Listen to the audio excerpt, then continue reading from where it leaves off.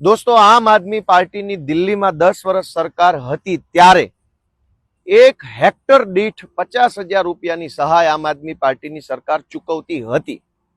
હાલમાં જ્યાં પંજાબમાં આમ આદમી પાર્ટીની સરકાર છે ત્યાં પણ ખેડૂતોને કોઈ નુકસાન જાય તો 1 હેક્ટરના 50,000 રૂપિયા વળતર ચૂકવે છે। એટલે કે આમ આદમી પાર્ટી જેટલા રૂપિયા વાસ્તવિક રીતે બીજા રાજ્યમાં જ્યાં સરકાર હોય ત્યાં ચૂકવે છે એટલા જ રૂપિયા ચૂકવવાની માંગણી મેં અહીંયા કરી। ઓછા પણ નહીં, વધુ પણ નહીં। મેં ગુજરાતના ઇતિહાસમાં કોઈ દિવસ 1 હેક્ટરના 25,000 રૂપિયા પણ ભાજપની સરકારે નથી ચૂકવ્યા। ગુજરાતના ઇતિહાસમાં નહીં।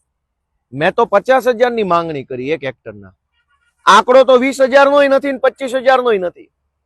ગુજરાતના ઇતિહાસમાં ખેડૂતોને પાક નુકસાનીના 1 હેક્ટરના 25,000 ક્યારેય મળ્યા નથી। મેં માંગણી કરી અમારી આમ આદમી પાર્ટીની સરકાર જે રીતે ચૂકવે છે એ રીતની। કોંગ્રેસ વાળાને પેટમાં તેલ રેડાયું। 2 દિવસથી ઉપાડો લીધો છે કે ગોપાલ ઇટાલિયાએ ઓછી માંગણી કરી ને દાદાનો દરબાર ને આમ ને તેમ ને ફલાણું ઢેકણું। કોંગ્રેસ વાળાને મારી એટલી વિનંતી છે કે મારો વિરોધ કરે તમારું કે ગુજરાતનું કે ખેડૂતોનું કોઈનું ભલું નથી થવાનું। મારો વિરોધ કરવાથી શું થશે?